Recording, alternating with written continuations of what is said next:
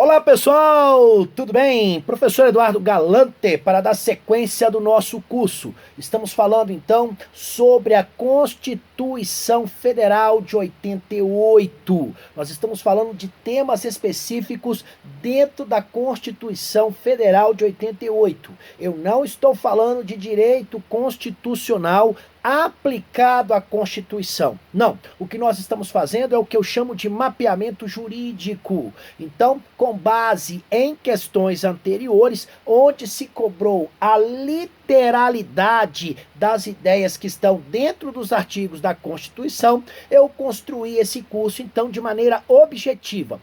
Em que consiste o nosso curso? Simples.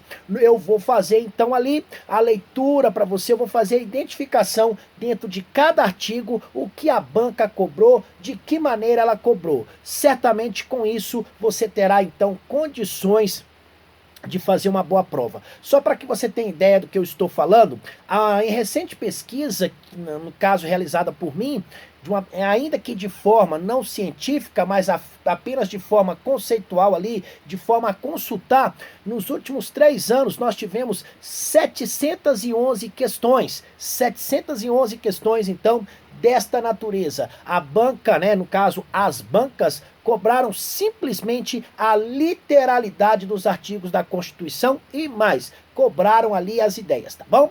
Para esse nosso encontro, quero falar em específico sobre as funções essenciais da justiça, mas eu quero focar ainda mais. Eu vou falar sobre o Ministério Público, de que maneira o Ministério Público está previsto na nossa Constituição Federal, tá bom? É isso. E com isso, então, a todos vocês que irão realizar o concurso para o Ministério Público, terão às mãos um material precioso. Simbora com o professor, partiu a aprovação. Qual é o objeto do nosso estudo? É a Constituição da República Federativa do Brasil de 88. Nesse evento, propriamente dito, vou enfatizar as funções essenciais da justiça e vou especificar, quero falar especificamente sobre o Ministério Público. De que maneira o Ministério Público, então, está previsto aqui na nossa Constituição? Nós sabemos. Nós temos aí a lei orgânica do Ministério Público, a lei 8625, temos também, tá, a lei 7503 lá, que trata do Ministério Público da União. Eu não quero falar nessa perspectiva, eu quero falar na perspectiva da Constituição, sem qualquer margem doutrinária ou jurisprudencial. Nesse primeiro momento, o que me interessa é, no caso, entender, captar e, no caso ali, né, identificar quais são os artigos mais cobrados e de que maneira isso é cobrado na nossa Constituição, tá bom? Nas nossas provas. Olha, vamos falar então sobre o Ministério Público, né? Muito interessante. O Ministério Público, ele faz parte, então, ele está na nossa Constituição, lá na seção 1 do capítulo 5, que trata sobre as funções, então, essenciais à justiça. Olha, posso garantir uma coisa a você. Lembra que eu falei que a Constituição, ela traz regras amplas, regras gerais. E você vai perceber isso aqui agora comigo, tá bom? Você vai perceber que a nossa Constituição trouxe comandos desta natureza, nesse sentido. Trouxe, então, comandos ali, vamos colocar assim, trouxe algumas informações muito amplas para que, então, nós pudéssemos aqui o seguinte, para que a gente possa, pensar o seguinte: olha, aqui certamente foi o ponto inicial para o desenvolvimento de outras normas extravagantes que trata sobre o tema, tá bom? Primeira coisa que você precisa saber: o que é o Ministério Público, gente?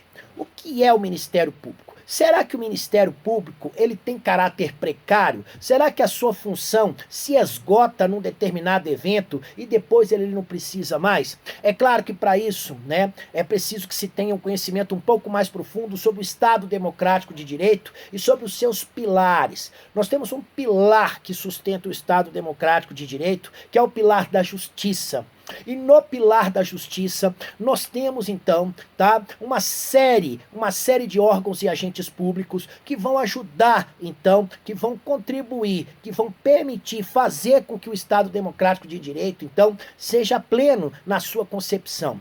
Uma destas instituições é justamente o Ministério Público. Então, a primeira coisa, a missão do Ministério Público, ela não se esgota tá? Ela não se esgota com a realização de um ato, de um fato, ou de qualquer coisa nesse sentido. Não. Dentro disso, uma explicação muito rasa, viu, gente? Rasa, rasa, rasa mesmo.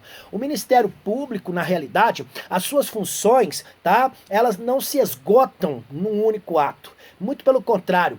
Toda vez que o Estado, então, é acionado, lá está o Ministério Público. Então, é uma instituição permanente, necessária. É um sustentáculo do nosso, né, do nosso pilar da justiça, que sustenta, por consequência, o Estado democrático de direito. Então, o Ministério Público, ele é uma instituição permanente. Onde está permanente, a banca vai querer te pegar. Onde está permanente, a banca vai querer colocar que é uma instituição temporária, que é uma instituição precária, vai querer colocar qualquer coisa nesse sentido. Não caiam nessa, tá bom?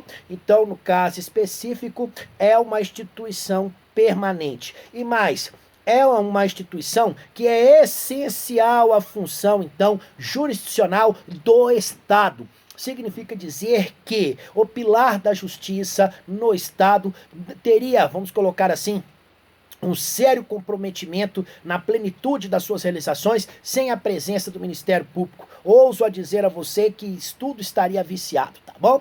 E qual é a principal missão do Ministério Público? Não quer dizer que seja a única, mas suponha-se que você me encontrasse aí pelas ruas de Recife, pelas ruas então aí de qualquer lugar e me perguntasse, professor, de uma maneira geral, o que faz o Ministério Público? Qual é a missão do Ministério Público? Então, eu, em suaves palavras, faria a seguinte colocação para você. Olha, o Ministério Público, ele tem a missão de defender a ordem jurídica. Ele tem a missão, tá? No caso aqui, ele tem a missão de defender o regime democrático. Ele tem a missão, tá? De defender os interesses sociais e individuais indisponíveis. Então aqui eu tenho uma missão ampla do Ministério Público. Não quer dizer que sejam as únicas. Não, a destas missões aí haverá desdobramentos. Mas em linhas gerais, é isso que faz o Ministério Público. Cuidado! Como eu disse, eu não vou entrar tanto na seara doutrinária, não vou entrar tanto no direito constitucional e trazer para você aqui uma aula de interesses sociais individuais. O que é feito com muita propriedade pelo professor Aragonês, Luciano Dutra. Aqui não. Aqui é mostrar para você o que cai na prova, tá? De maneira literal. Onde está a palavra indisponíveis? A banca vai querer colocar disponíveis, vai querer colocar qualquer outro termo que não indisponíveis. Não caia nessa, tá bom? Então, no caso, eu quero deixar bem claro para você, o que faz o Ministério Público? Ele faz o seguinte, ele cuida da defesa da ordem jurídica, do regime democrático e, em especial, cuida dos interesses sociais e individuais, no caso, sociais e individuais indisponíveis. Cuidado com isso aí. Então, agora eu já sei o que é o Ministério Público, então eu posso avançar, tá bom? Olha, o Ministério Público, para que possa realizar a sua missão, então, institucional, ele tem alguns princípios que devem ser seguidos à risca, pois, do contrário, todo o procedimento ficaria viciado. Princípio, o começo, o fim, o começo, né? Aquilo que não pode faltar, aquilo que não pode deixar de ser observado. Quais são os princípios institucionais do Ministério Público? Quais são, então, os princípios institucionais do Ministério Público? Nos termos da nossa Constituição, estes princípios são os seguintes. O princípio da unidade, o Ministério Público, só existe um Ministério Público. Da indivisibilidade, qualquer membro, né, que vier atuar, sempre ali estará representando o Ministério Público. E a independência funcional. Cada membro tem ali a sua concepção de atuação enquanto representante do Ministério Público. Normalmente esse item 112, na pesquisa que eu realizei, foi o tema mais cobrado, tá? Então, de todas as informações que eu vou trazer hoje para você, esta, sem dúvida, é a mais cobrada em provas. Só para que vocês tenham ideia, no ano de 2020, foram 30 questões que eu localizei de provas, então, somente cobrando este assunto. Daí a importância de se ter aí uma boa, vamos colocar assim, você ter uma boa dedicação nesse ato aqui, porque certamente será uma questão da sua prova, tá bom? Olha, o Ministério Público, ele tem autonomia? Será que o Ministério Público tem algum tipo de autonomia? É outro assunto que é muito explorado. Sim, nos termos, então, da nossa Constituição, o Ministério Público, ele tem autonomia funcional e administrativa. Cuidado, eu não vou entrar aqui na seara doutrinária, eu não vou aqui entrar na seara jurisprudencial. Questiona-se do ponto de vista doutrinário e do ponto de vista jurisprudencial se o Ministério Público também é dotado de autonomia financeira. Aliás, você vai achar vários artigos nesse sentido. Para a nossa prova, basta você saber isso. Tá? Que ao Ministério Público, então, fica assegurada a ele a autonomia funcional e administrativa. A banca vai pedir para que você responda de acordo com a Constituição, então, de 88, e vai introduzir aqui que ele tem, no caso, autonomia política, autonomia financeira, mas se pediu para você responder nos termos da Constituição, então aqui tem alguma coisa que difere. Nesse caso, a autonomia que está prevista aqui na nossa Constituição é a autonomia funcional e administrativa, tá bom? Então, fica aí esta dica para você. E mais, tá? Então o Ministério Público, é dele a iniciativa de se criar um projeto para a criação e extinção de cargos, tá? Cargos e serviços auxiliares. Como que esses cargos, então, serão providos? Estes cargos serão providos mediante concurso público, sabendo que esse concurso pode ser de provas ou de provas e títulos, tá bom? Nesse caso, esse projeto também vai abarcar a política remuneratória e os planos de carreira.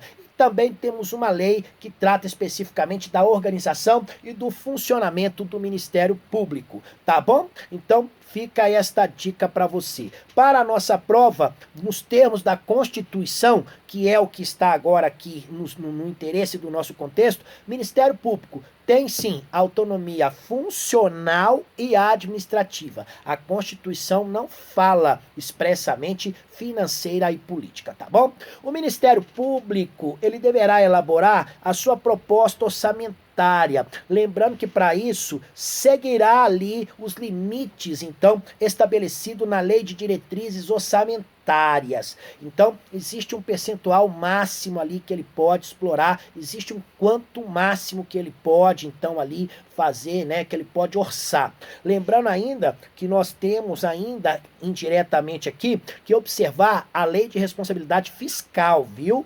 Então, o Ministério Público, ele vai, no caso, elaborar a sua proposta orçamentária, mas será feita dentro daquilo que está previsto na Lei de Diretrizes Orçamentárias.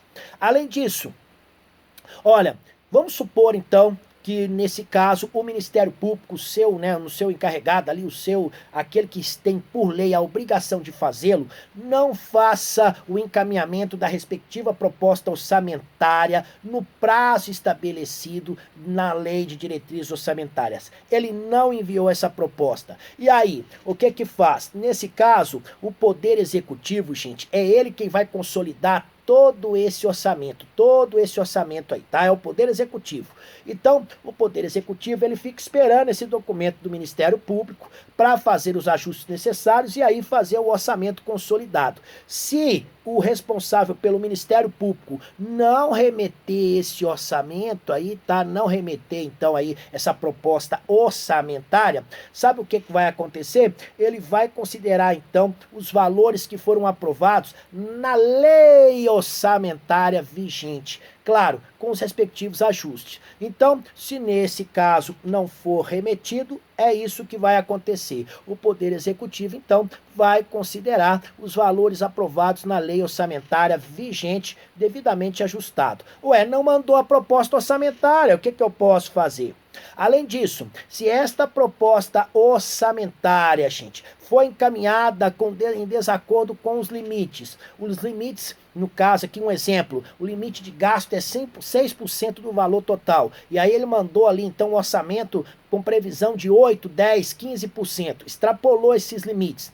Nesse caso, o Poder Executivo vai fazer os ajustes necessários para que possa então haver a correta consolidação.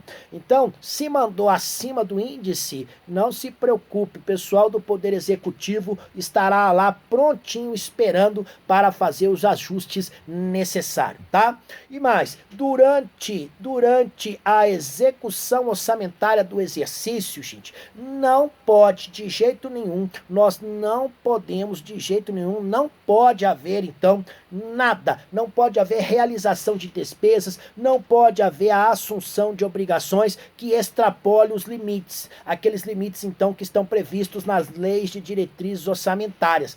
Então, aqui é muito fácil ver isso aqui, que é o seguinte, olha, deve haver um fiel cumprimento daquilo que está previsto e que foi aprovado no orçamento. Não vai fazer despesas, não vai assumir obrigações que extrapolem aqueles valores, tá? A não ser, e aqui então entra a exceção. A exceção é caso, tá, estas despesas tenham sido autorizadas de maneira prévia. Isso após a abertura, então, de créditos suplementares e especiais. De uma forma geral, então, eu posso assim resumir para você sem qualquer juridiquês.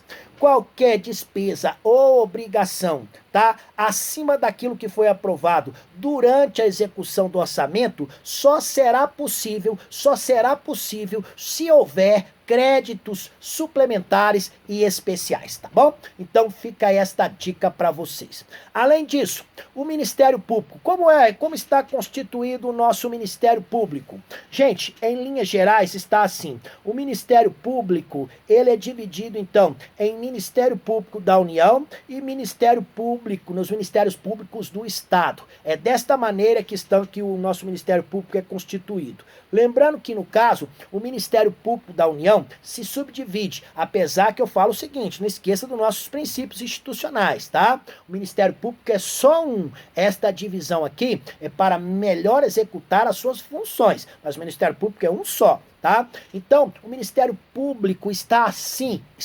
subdividido. Nós temos o Ministério Público Federal, o Ministério Público do Trabalho, o Ministério Público Militar e o Ministério Público do Distrito Federal e Territórios. O que a banca gosta de fazer aqui?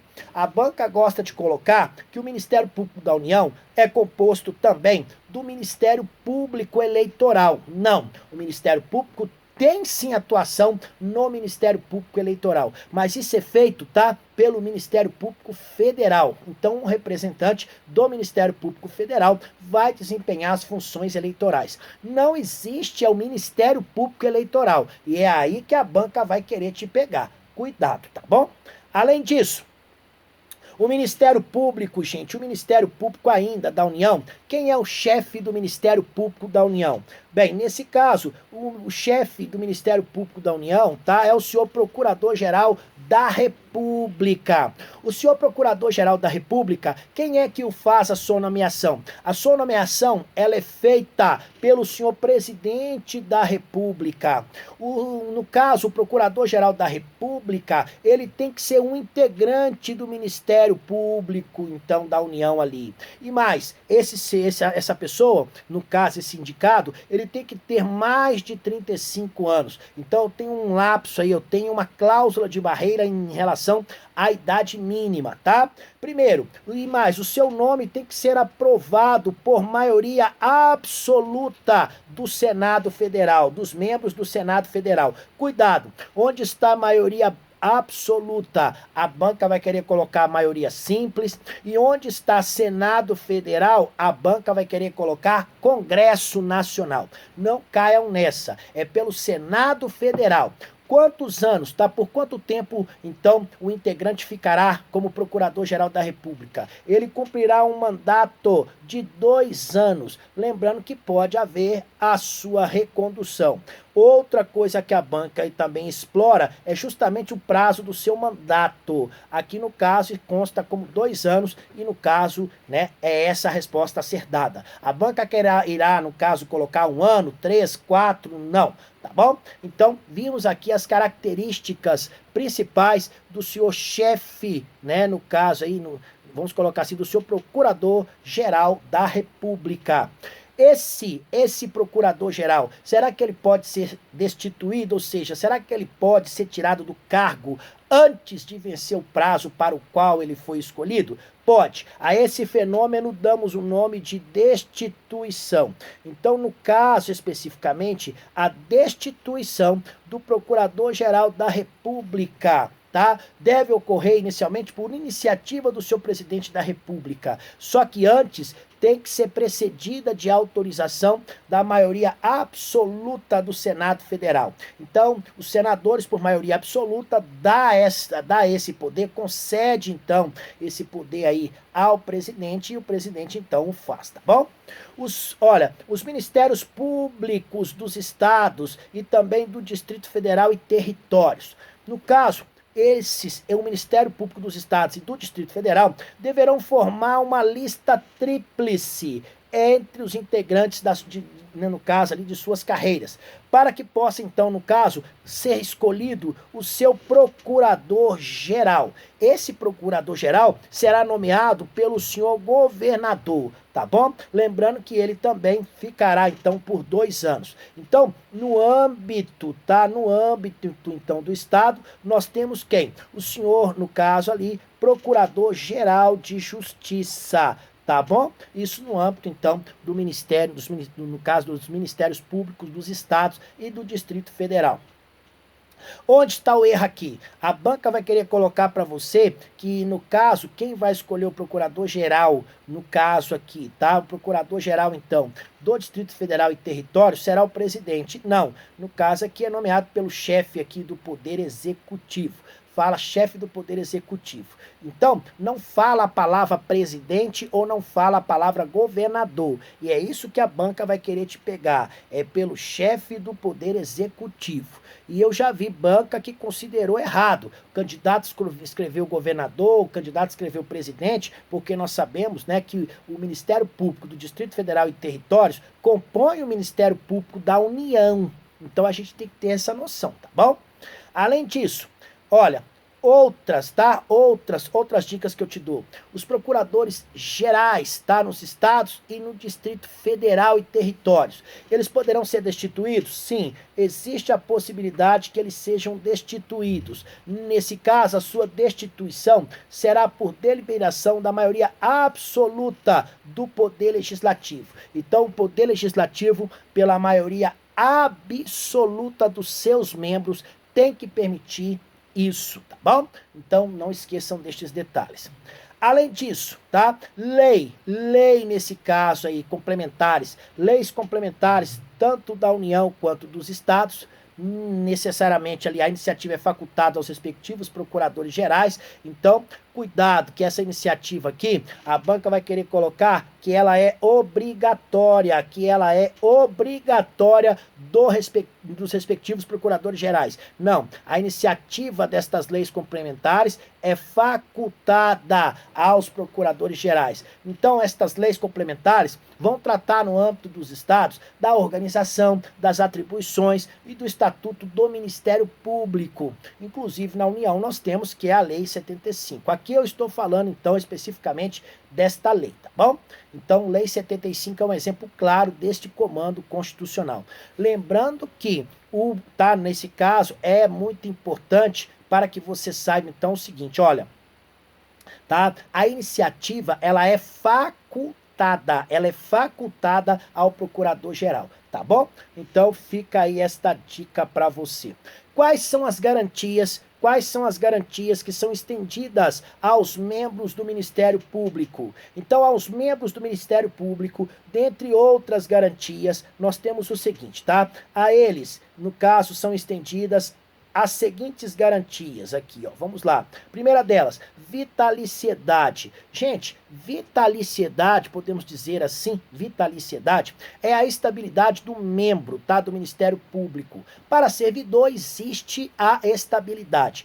Para o membro do Ministério Público existe a vitaliciedade, que vai ocorrer após 2 anos de efetivo exercício. Tem também a inamovibilidade, tá? A não ser que isso ocorra por interesse público. Então, ou no caso, o membro do Ministério Público, o promotor, o procurador, ele não vai, de jeito nenhum, ele não vai especificamente ser removido do seu local de lotação, a não ser que seja por interesse público, tá bom? Mesmo assim, existe um procedimento especial. E uma outra garantia é a irredutibilidade do subsídio, tá bom? Lembrando, então, que esta vitaliciedade